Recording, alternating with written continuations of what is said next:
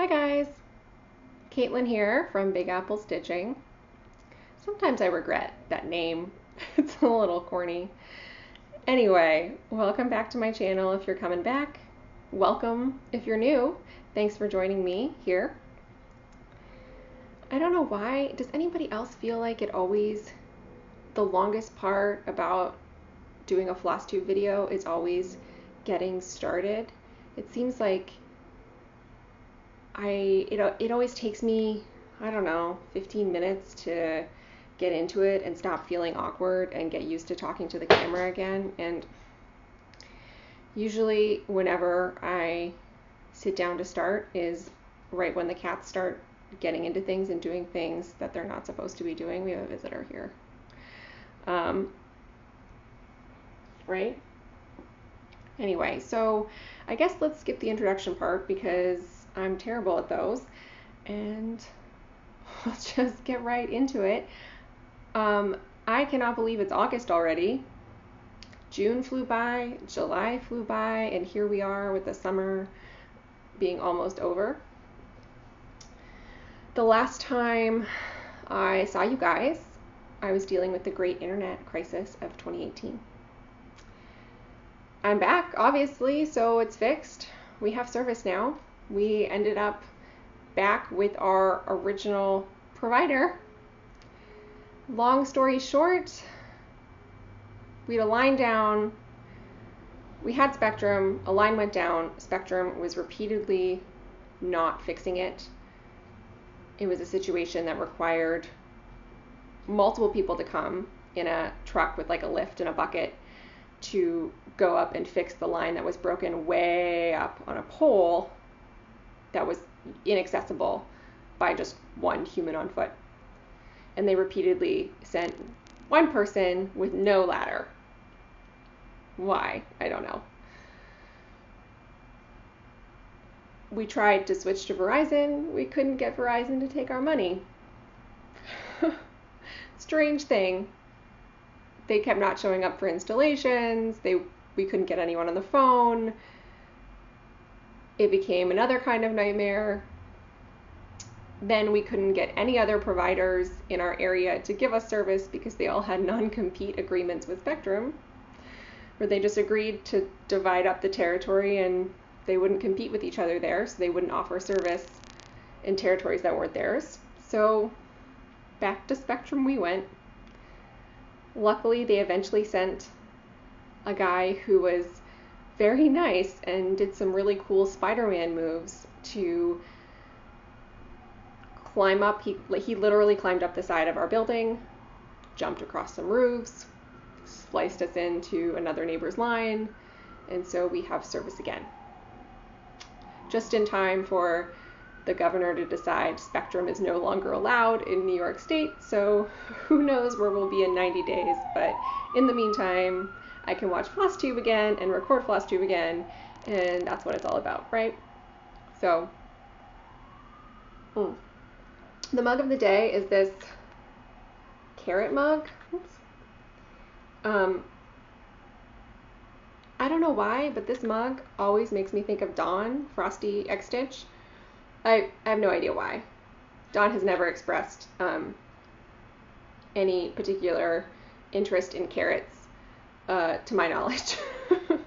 Sorry, Dawn, this is weird, maybe kind of stalkerish, but I don't know why. Every time I see this mug in my cabinet, I think of you in a non-stalker way, I think. So I think it's because Dawn and I started filming Flosstube at the same time, and I think I bought this mug around the time, which would be this time last year, actually. Happy Flosstubaversary to me, and happy Flosstubaversary to Jessie Marie earlier this week, 5 years, that's incredible. And happy Flosstubaversary to Dawn, and also I think Margeaux, did you also start in August last year? And I think a bunch of other people. Michelle, did you also start? No, you were earlier in 2017. Anyway, that's a very long tangent that's not on my list.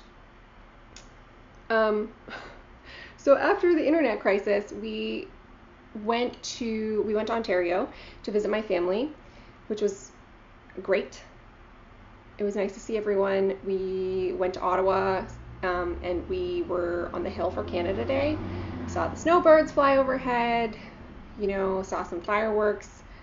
Later that night, we went to my dad's lake house for a couple days, which I really enjoyed. It's kind of like a special place for me because I spent a lot of my childhood on that property, every summer for most of my childhood. He recently rebuilt, it used to be basically like a very little cabin cottage, and he has rebuilt it into what's more of a house than a cottage. Now, it's winterized, so we can go there for the winter. We might have Christmas dinner there this year. So that was great. And while we were home, I came across some treasures that I want to share with you guys. So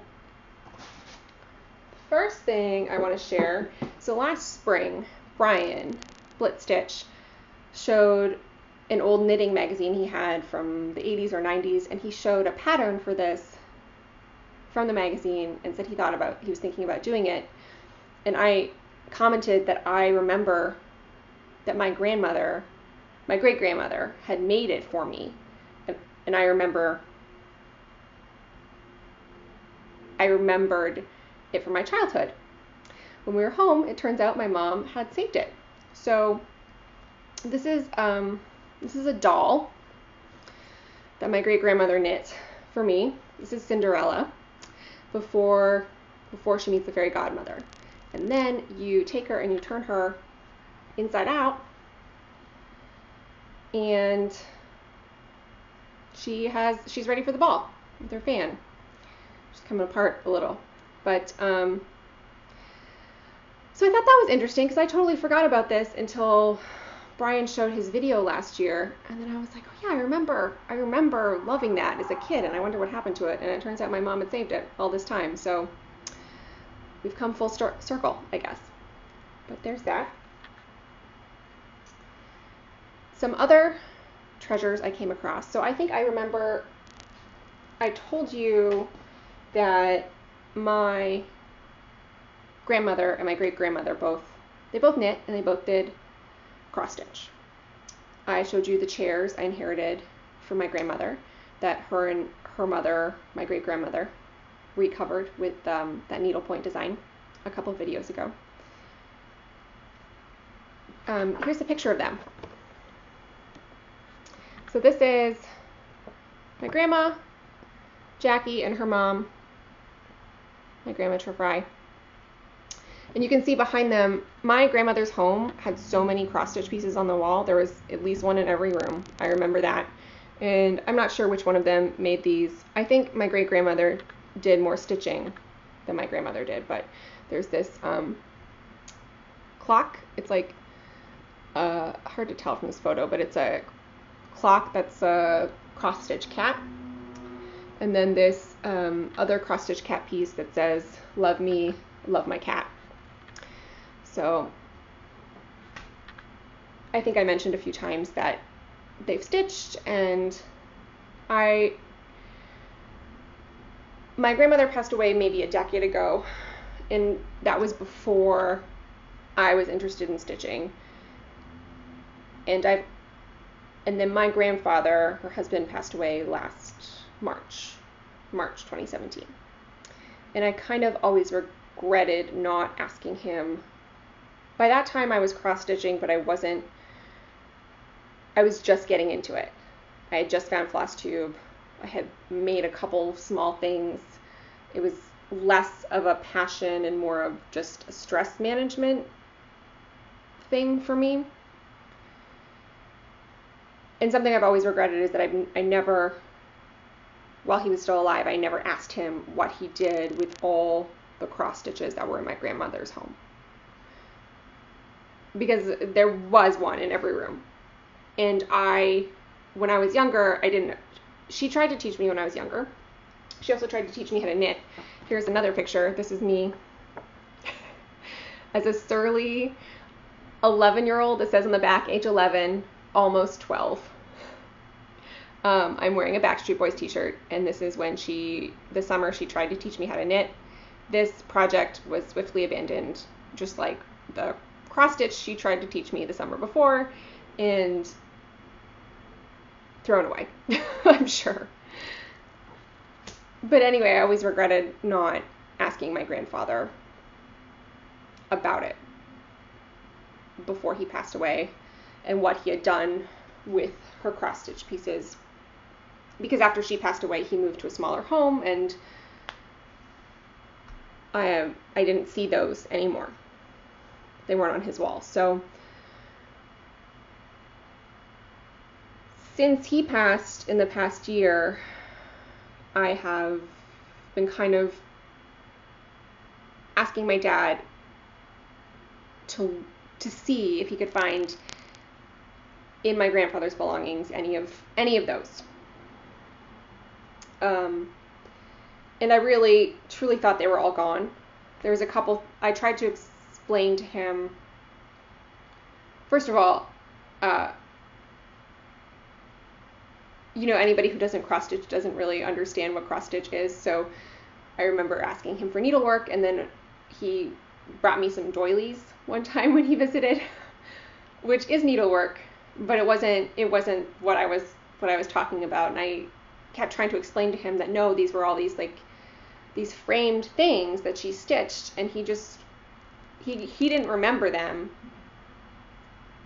and didn't know what happened to them, and so I kind of really truly thought I would never have any of those. I did find two things though when we were home. Well, this is home, but when we were visiting Ontario, I went through some of my grandfather's things, and I did find these two things. I do not think my grandmother stitched them. It's possible my great grandmother stitched one of them. I'm not sure. There's no names on them. They could have been stitched by other friends or family members that they knew. But in any case, I'll stop rambling and I'll show them to you. So this I sort of remember being on the wall in her home. It's really fallen apart over the years. This is a wedding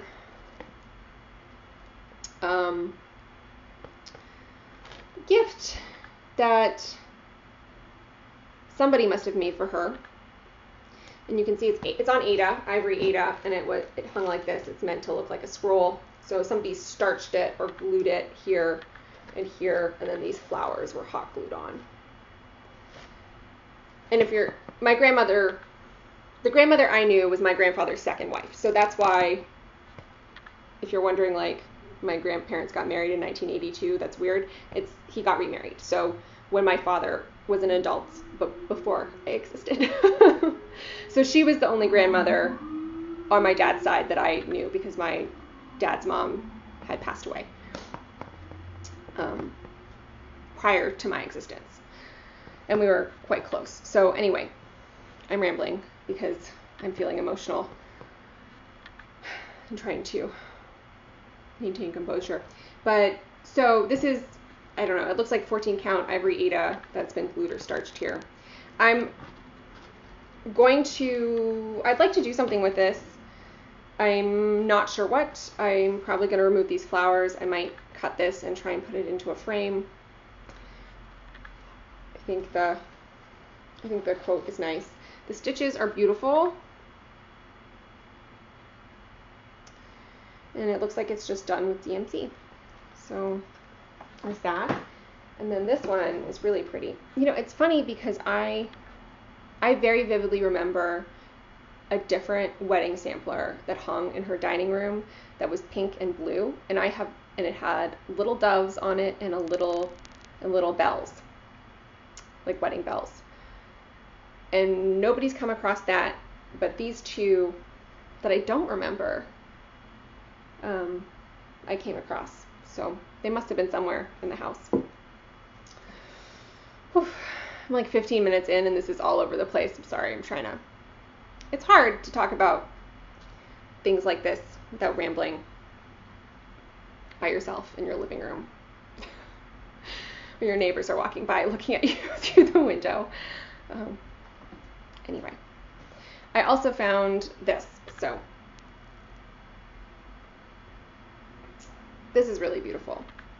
This looks like it was stitched on, this looks like 28 count even weave. It feels kind of cottony, like an ivory color. This feels kind of like, it doesn't feel like the DMC, it feels softer than the DMC satin, but it doesn't feel like actual real silk. It's probably like a rayon, like maybe like a synthetic silk. Maybe it's an old DMC satin. I don't know. This is definitely a wool, and then the darker color feels like a cotton. So, but I just thought this is really beautifully done. And this, I think I'm gonna try. I might try to clean it, but I'm probably just gonna hang it as is because it's in really pretty condition. I don't know, is that weird to have my grandparents' wedding gifts hanging in my home? I don't think so. And then the last thing I came across, or rather that my dad gave to me that he'd set aside, was this quilt that I think was also a gift, either a retirement gift or a wedding gift or something. So my grandparents met, they were both teachers, and they worked at a school for the deafblind, and they wrote books about educating deafblind kids. They were just kind of like on the forefront of some of that research, in the 80s, and they ran a school for deafblind children. So this quilt was stitched for them, possibly as a retirement gift, possibly as a wedding gift. I'm not sure. My dad doesn't know. Again, things you wish, things you think you have time.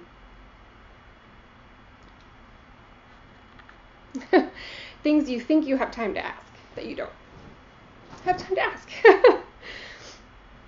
Anyway, so somebody made them this beautiful quilt, and it has the names of either other teachers or students written with some sort of fabric marker on squares. In the middle it says, here's the middle block.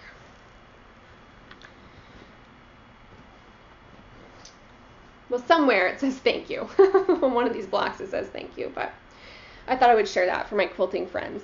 I don't know the name of this quilting pattern, but it's pretty, and I'm happy to have it in my life. She or he, or both of them obviously treasured it enough to keep it over the years. Okay, so after 20 minutes of rambling about things other people have stitched, I guess I could now talk to you about some things I have stitched, huh? So I haven't done a whole lot since I saw you last.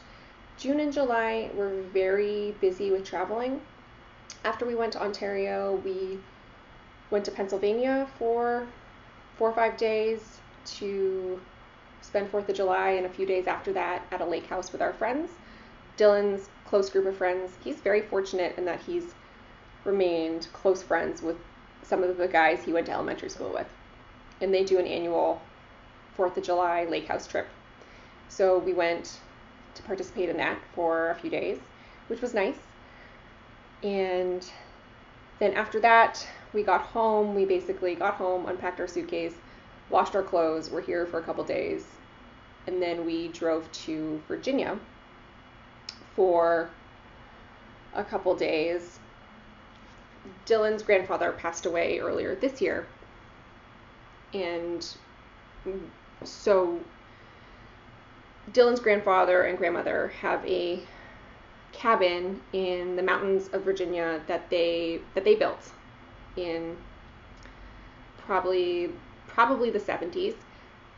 They got all their kits together. They got one of those cabin kits that Sears used to sell, where it was like literally you bought a kit that was a cabin, and they built it as a family. And that spot was very near and dear to his heart. So Dylan's family wanted to have a little memorial for him this summer at the cabin. It was lovely. It was nice to be there with family. The weather was great. We were there only for, well, we got in Friday night and we were gone Sunday morning. It was a quick trip. And then as soon as we got back from that, both him and I went back to work, which has been bananas. I started a new show, first season. First seasons are usually chaos because nobody has hit their stride yet. You know, like the show hasn't hit its stride, the crew hasn't hit its stride. They're always kind of chaotic, but this show, I have never come home so physically tired day in, day out, after every work day, like I have from this show. You know, like, it's just been so physically demanding that when I get home, I might put a stitch or two in, but that's all it is, you know, maybe 5 stitches, because I just can't keep my eyes open. I'm totally exhausted. So I haven't done a whole lot, but I'll show you what I have. So I do have a couple finishes. So first of all, I finished the second part of Cape Cod Peeps. This is a Plum Street sampler design. I've since passed along the pattern, so I can't show it to you. I stitched this as charted, except for I made a change to the flowers, and I can't remember off the top of my head what that change is. I think I used the color that you're supposed to use for the mermaid's tail in the flowers, and then I gave them a yellow center instead of a black center. And then I think I might have also put some pink TMC in there. If you're interested, let me know and I'll look at my notes because I wrote it down, but that is. So that is that. I love those little fish. And I beat Margeaux. She hasn't finished hers yet. And I have a page finish on my Hade. So this is what it is. Stephen Paul Carlson. Every video I flub that up. Anyway, this horse, I've totally given up on pronouncing the title of this piece. I just call it my horse. I'm not going to take it off the frame, but I will put something behind it so you can see. So, let's see here.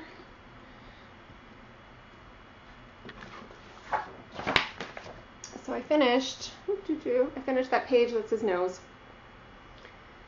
Cool, right? It's like I can finally see a horse.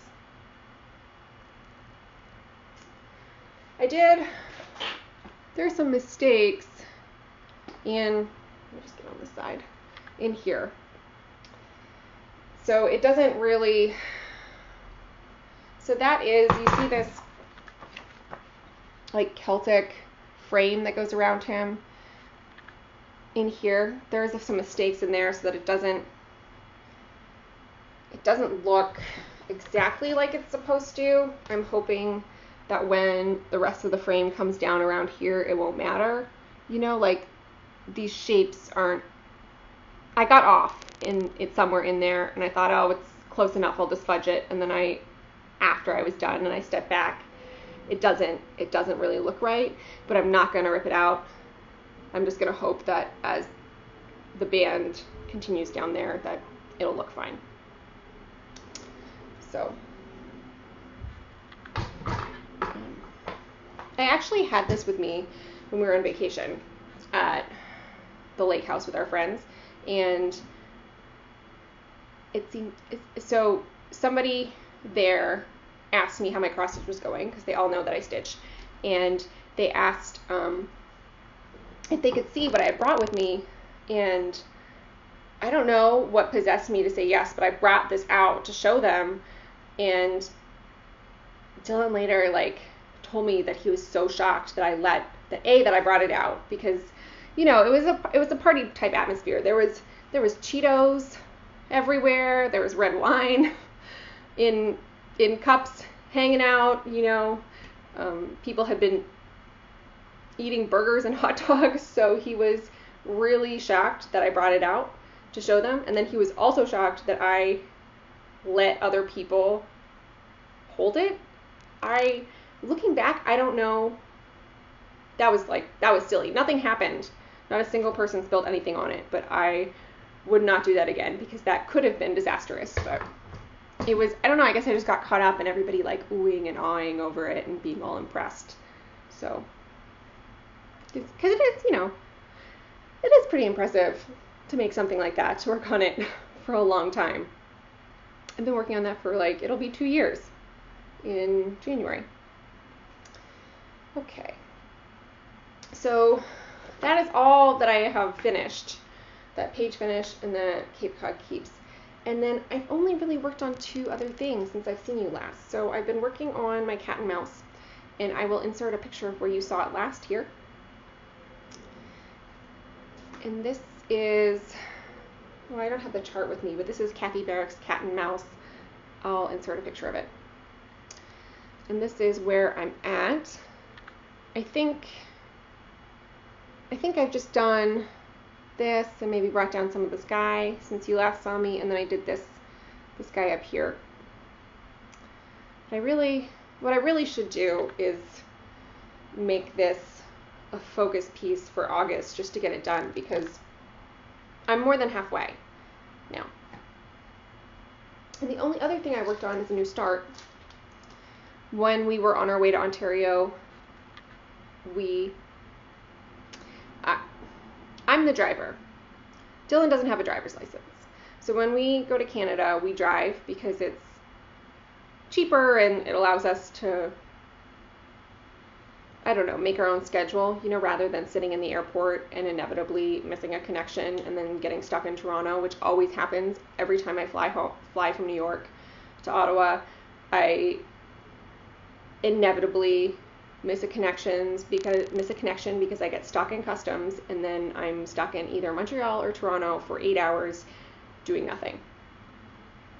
So we like to drive when we go. And my rule is, as long as he doesn't have a license and I'm the driver, I get to pick the podcasts and I get to pick where we stop for bathroom breaks.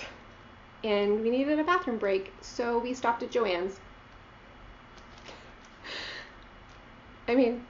And while we were there, I picked up this little kit. It's a Design Works kit. It was $3.99, and with a coupon, I think it was like $1.50. It's called Singing Cat. So I don't know. I just think he's so cheerful, so charming, you know. And this is how I feel our cats see themselves when they are having their middle of the night opera moments. I guess you could call them. If you're a cat owner, you'll know what I'm talking about. So, I don't know. I know I'm really behind on Year of Whips, and I'm really behind on the Full Coverage Fanatics number challenge, and I have a gazillion other projects, and I have no business starting something new.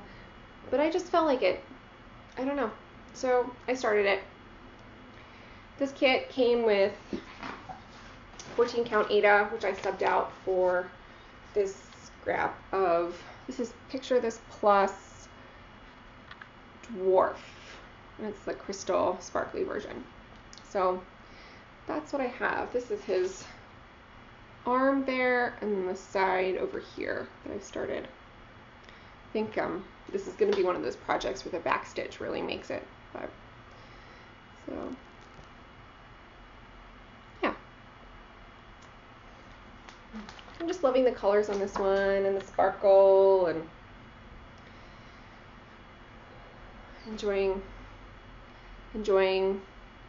I don't know, the fact that it's a kit, so all the floss was there, ready for me. I didn't have to kit it up.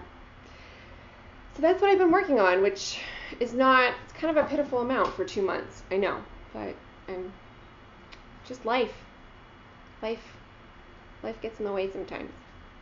So I slacked a little on my retirement planning in July, but I did do a little bit of stashing, just a little. On our way from Ontario to Pennsylvania, I chose a bathroom stop at the Stitcher's Garden, which is a L&S in the Syracuse area of upstate New York. If you ever get a chance or are up there, you should totally check it out. It's in an old barn. It's adorable. She has a ton of stuff, a ton of charts. People who are still stashing Lizzie Kate. She's got a ton of Lizzie Kates. She had some Prairie Moons. She had, I don't know, she just had a lot. I was in there for a long time. We would have gotten to our destination much faster if we had a bathroom break somewhere else. But I'm driving. I get to choose. Okay? So during that break, I picked up a couple things. It just occurred to me I might already have this one, but oops. I picked up this Prairie Schooler Santa, the cardinal, the snowshoes, and this bag full of either snowballs or bubbles. Anyway, I picked up my first By the Bay pattern. It's Funky Flowers. This is Hannah. I think this is an iris, right? That's what it looks like to me. And I love irises. I was in a sorority in college, and our sorority flower was the lovely purple iris. So, I don't know. I always, since then, I guess I've always been attracted to them. Plus, they're pretty, and they only bloom during a specific time of year, right? In the spring, around Easter. You get the irises and the daffodils are all out. The gorgeous purples and blues. So, yeah. I picked up Summer House Stitch Works. They're Fragments in Time, number 8. It's a deer. It's got this flower over here.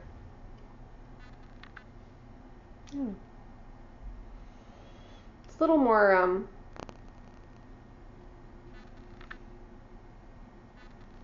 prim. Is it prim? It's not really prim. I don't know. This wouldn't be something I'd normally gravitate towards, but it's pretty. I don't know. I just wanted it. It's pretty, so I grabbed it. And then I got my first Prairie Moon. And this is also, I'll take it out of the plastic. This is also my first Americana cross stitch pattern. Home of the free, land of the brave. Oh, yeah. This is pretty. All these ships over here. This is charted entirely in NPI and calls for about 30 colors.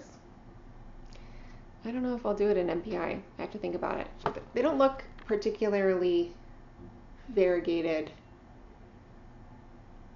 But silk, gotta love silk. I don't know. Anyway, so I'm excited. This is my first Prairie Moon. And my first kind of, you guys know how many Canadian themed cross stitches I have. This is my first American themed cross stitch. So pick that up on time for the 4th of July. And then I got my July Color and Cotton. This is 36 count Carrera Marble.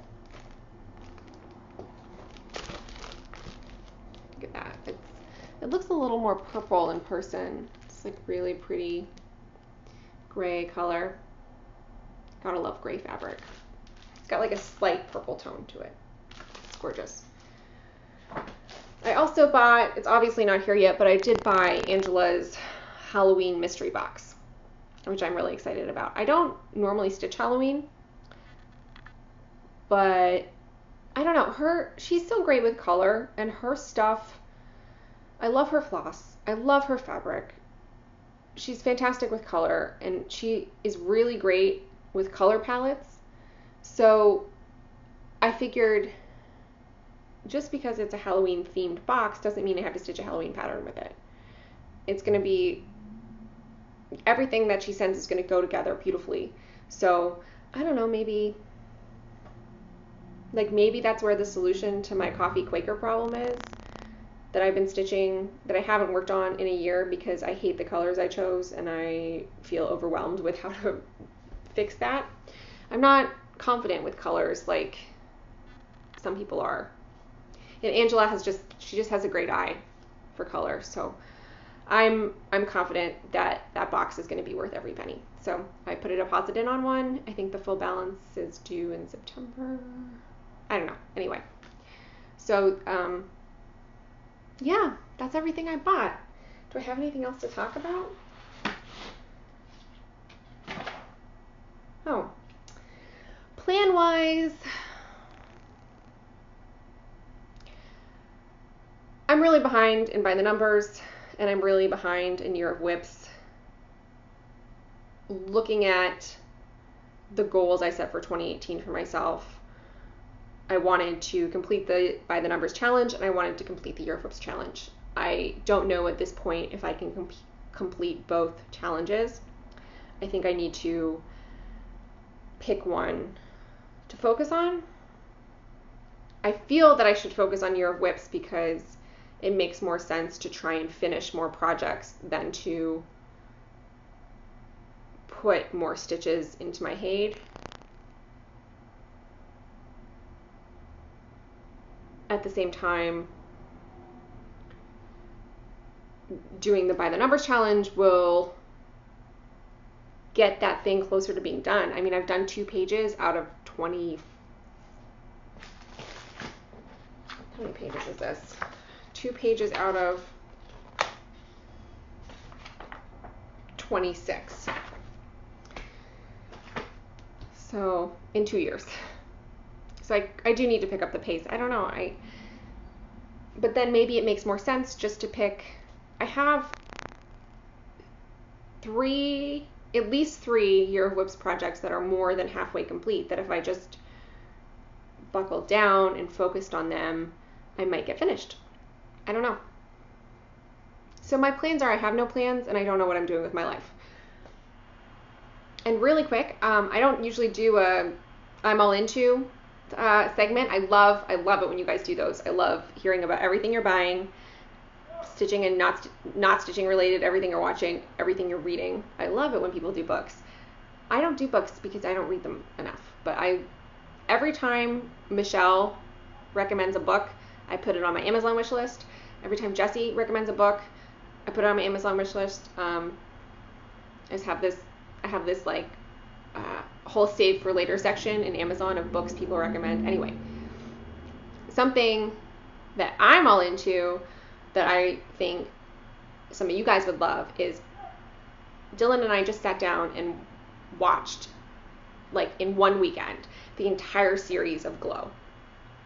I'm not going to tell you anything about it because I think that's the best way to go into watching a show, is to not really know anything about it. Or that's how I went into it, and maybe that's why I enjoyed it so much, because I had no expectations. But it's fantastic. It's on Netflix. It's a Netflix original. There's 2 seasons, so like 20 episodes. This is the first show in a long time that I didn't stitch while watching, because I was just so into the story. The characters are fantastic. They're great characters. The storylines are not predictable at all. It's kind of based on like a true story that you probably never heard of, even if you were alive in the 70s and 80s. It's just great. Give it a chance. I highly recommend it if you're looking for something to watch or binge watch. The art, the set design, and the makeup and the costumes are amazing. I hope they won an Emmy. I don't know if Netflix can get Emmys. I don't pay attention to who wins Emmys, but I hope they did. It's great. So I highly recommend checking that out. Okay, so if you've made it this far, you're awesome. Thank you. If you've been joining me for the year that I've been doing this, if you just joined me, if you have ever clicked that subscribe button, I just want to say thank you. So I've hit over 500 subscribers, and it's surreal that that's even a thing that could happen to me in my life. I never would have guessed it. I think that a year ago when I started to do these, I assumed literally no one would watch. And look where it's taken me, you know?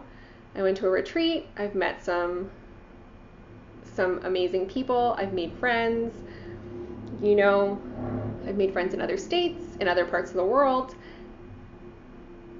So I want to share a little love in celebration of a year and of, you know, the number 500, and just in celebration of all things Flosstube. I want to do a little giveaway. And I think the best thing to do, since I have like a really strong shopping bug right now, is whoever the winner is, I'll just shop something for you. I'll shop a little. You'll tell me what kind of designers you like and what kind of fabric and colors you like, and I'll put together a little surprise mystery package and ship it to you. Usual rules apply. Don't mention giveaway. Be over 18 or have your parents' permission. Be a subscriber. That's it, right? The usual stuff. So to enter,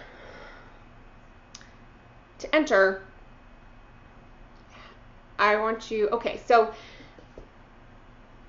bear with me here. So I read in the news a couple days ago that these researchers in Japan, and I'll link the video below, have created a robotic arm that you can control with your mind. So they've literally created a third arm for humans. And obviously, you'll see if you watch the video, it's still in its very basic form, where it does basic, you can, with your mind, control it to do basic tasks, like hold things. But that's still incredible, the whole concept of being able to give human beings a third arm. So my question to you is, if you want to enter the giveaway, answer this question is, what would you do with a third arm if you had one? Would you, I don't know what I would do. I want to say I would use it to stitch faster, in that it could totally hold my pattern like here, and then I could stitch down here. And I mean, there are things that you can buy that do that, but maybe it could mark my pattern.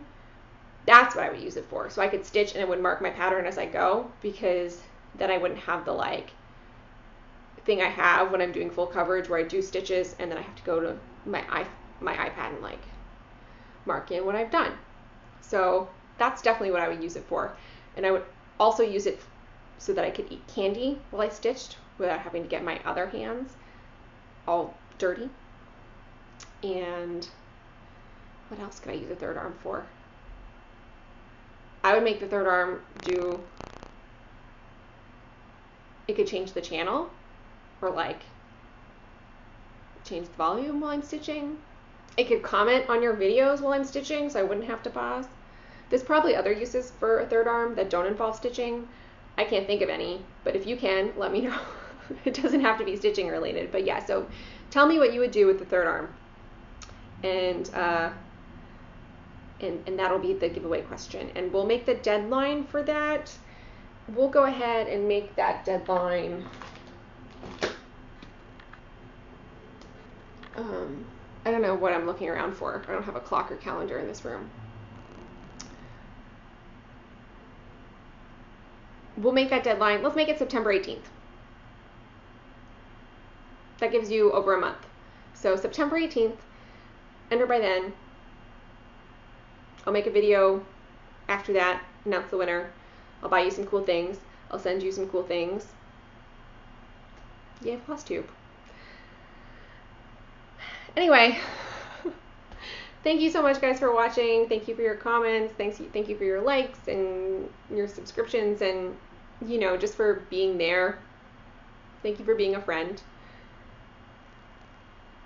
it's been so great getting to know you guys through the interwebs. And I guess that's everything. I guess that's it.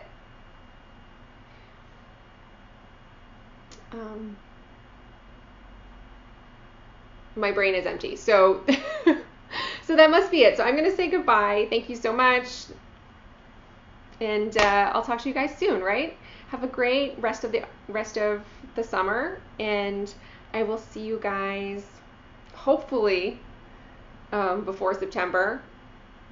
Or if not, the next time I'll see you will be after September 18th, and we'll do that giveaway winner. So okay, time to press stop. Bye.